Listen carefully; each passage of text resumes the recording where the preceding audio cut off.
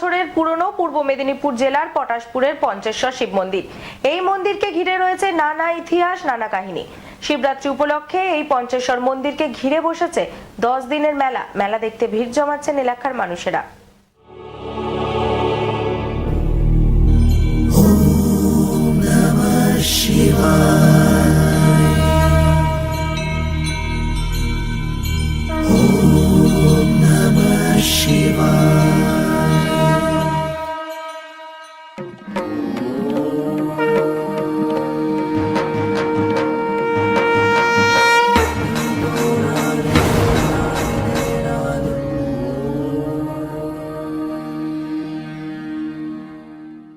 মাটির ঢিপির উপর গরুর বাট থেকে ঝরে পড়ে দুধ, আর সেই ঢিপি খনন করতেই উঠে আসে শিবলিঙ্গ। 500 বছরের প্রাচীন পচেটগড় রাজবাড়ির পঞ্চেশ্বর শিব মন্দির নিয়ে রয়েছে নানান ইতিহাস ও অলৌকিক ঘটনা। পূর্ব মেদিনীপুর জেলার পটাশপুর 2 নম্বর ব্লকের পচেটগড় রাজবাড়ির প্রতিষ্ঠাতা ছিলেন ওড়িশার আটঘর এলাকার বাসিন্দা আদি পুরুষ কালামুরারি দাস মহাপাত্র। তিনি ওড়িশার জগন্নাথ দেবের সামনে নিত্যদিন সঙ্গীত পরিবেশন করতেন। সেই সঙ্গীতেই মুগ্ধ হয়ে রাজা তাকে মন্দির পরিচালনার দায়িত্ব দেন।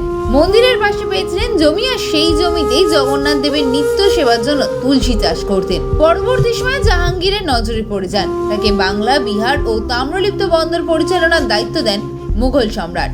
কাজটি তিনি সুচারুভাবে করতেন। প্রথমে পটাশপুর এলাকার খার কল্যাণপুরে বসবাস করতেন তিনি। সেই সময় তার রাজ কর্মচারীদের থেকে জানতে পারেন ওই এলাকার কোনো এক গভীর জঙ্গলের নির্জন এক জায়গায় উঁচু এক মাটির ঢিপির উপর প্রতিদিন কিছু গরু গিয়ে দাঁড়ায়। তারপর গরুগুলির বাড় থেকে দুধ ঝরে পড়ে ঢিপির উপর। অলৌকিক এই ঘটনা শুনে রাজা নির্দেশ দেন ওই জঙ্গল কেটে পরিষ্কার করতে। তারপর রাজা নিজে দাঁড়িয়ে থেকে ওই মাটির ঢিপি খনন করেন। খনন করার সময় মাটির নিচ থেকে উদ্ধার হয় শিবলিঙ্গ। খনন কার্যের সময় আঘাত লেগে ক্ষতিগ্রস্ত হয় শিবলিঙ্গটি। আঘাত লেগে ভেঙে যায়। এই ঘটনায় চিন্তায় পড়েন রাজা। ডাক পড়ে রাজপুরোহিতের। রাজপুরোহিতের নির্দেশে শিবলিঙ্গের চারপাশে বেনারস থেকে এনে আরো 4টি শিবলিঙ্গ বসানো হয়। ওই শিবলিঙ্গ দিয়েই কালামুরারি দাস মহাপাত্র তৈরি করেন পঞ্চেশ্বর মন্দির। ধীরে ধীরে পঞ্চেশ্বর নামটি প্রচার হতে থাকে। পঞ্চেশ্বর থেকে আজ পচেটগড়ের নামকরণ হয়েছে পচেট। এখানেই তিনি তৈরি করেন পচেটগড় রাজবাড়ি। রাজবাড়ির রাজারা শৈবে পরিণত হয়ে শক্তি আরাধনায় শিবের পুজো করতেন। পরবর্তীকালে শ্রী চৈতন্যদেব যখন পটাশপুর হয়ে পুরী গিয়েছিলেন, তখন জমিদার বাড়ির সদস্যরা শৈব থেকে বৈষ্ণব ধর্মে দীক্ষা নেন। अरे भैया कहाँ हैं आप? अरे ऐप में तो 5 मिनट दिखा रहा है।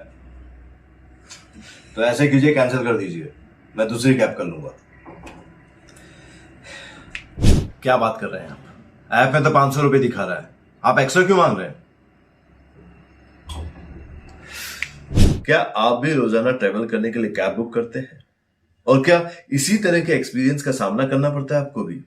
तो आइए, अब इस एक्सपीरियंस को बेटर बनाने का टाइम आ गया है रेडी टू कैब के साथ।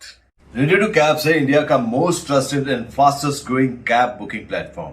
रेडी टू कैब्स पर आपको कैब बुकिंग सर्विसेज ही नहीं, बल्कि यहाँ पर आप local taxi, rickshaw, AC non AC taxi सब बुक कर सकते हैं। और सबसे अच्छी बात तो ये है कि यहाँ पर आप अपना फेयर खुद डिसाइड करते हैं। है ना ये अच्छी बात? अब लंबे इंतजार की जरूरत नहीं है, ना ही एक्स्ट्रा फेयर देने की जरूरत है, और अपने डेस्टिनेशन पर लेट पहुंचने की टेंशन भी खत्म। यहाँ पर सिर्फ बुकिंग ही नहीं, रेडी टू कैब्स के साथ आप एज ए करियर भी अपने आप को ग्रो कर सकते हैं, जहां पर इंडिया के बाकी के सारे प्लेटफॉर्म के कंपैरिजन में आप ज्यादा रेवेन्यू जनरेट कर सकते हैं। तो अब इंतजार कैसा? बनाओ अपने कैब बुकिंग एक्सपीरियंस को बेटर रेडी टू कैब्स के साथ। आप इस ऐप को डाउनलोड कर सकते हैं प्ले स्टोर से या फिर ऐप स्टोर से, या फिर स्क्रीन पर नीचे दिए गए नंबर पर कॉन्टैक्ट कीजिए। मिलते हैं।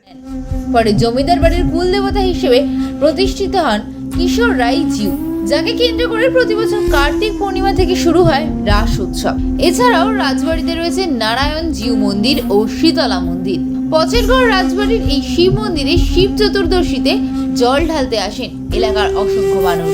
কথিত আছে এই এলাকায় অনাবৃষ্টি দেখা দিলে এই শিব মন্দিরে 108টি বেলপাতা সহকারে পুজো দিয়ে 108 কলসি জল ঢালা হয়, যার ফলে তৎকালীন বৃষ্টি নেমে আসে। এই মন্দিরকে ঘিরে বসেছে এবছর 10 দিনের মেলা। মেলা দেখতে ভিড় জমাচ্ছেন এলাকার মানুষ।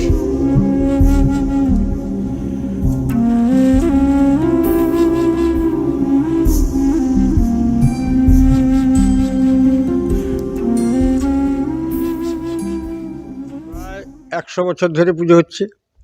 এই মন্দিরের সম্বন্ধে আপনি মন্দিরে এই তো মহাদেব, আমাদের এখানে তো উঠা মহাদেব, আর এখানে তো জঙ্গল ছিল, আর সেখানে গাই দুধ দিত, আর সেখানে ভাবলো যে এখানে কি আছে না আছে এরকম দেখার জন্য সেই মুসলমানরা এখানে যখন খুলে দেখে যে এখানে একজন ঠাকুর আছে, এই জন্য ভাবছে যে এখানে তাহলে এ তো হিন্দুকা ঠাকুরই, এখানে থাকা হবে না।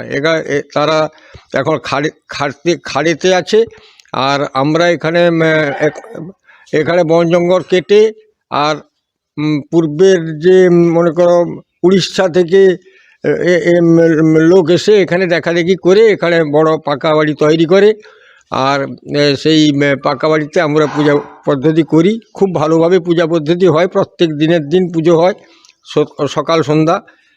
আর অনেক ভক্তও এখানে আসে, এখানে স্বস্থান টোস্থান হয়, বা 108 বেলপাতাও দেওয়া হয়। আর যখন অনাবৃষ্টি থাকে তখন এখানে এই মহাদেবের মাথায় 108 কলসি জল ঢালা হয়। জল ঢাললে হয়তো মনে করো সেই মুহূর্তে হয়তো বৃষ্টি হতে পারে। এরকম করে আমরা 2-4 বার করেছি, আর এখনও পুজো পদ্ধতি করি, আর এখানে আসি। প্রায় 550 বছর এর ইতিহাস অনেক বিরাট। এই পঁচেটগড় যখন সৃষ্টি হয়, ওনারা এই রাজারা ছিলেন উড়িষ্যা থেকে ওনারা এসছিলেন এখানটায়। এদিকটা ওনারা ট্যাক্স আদায় করতেন।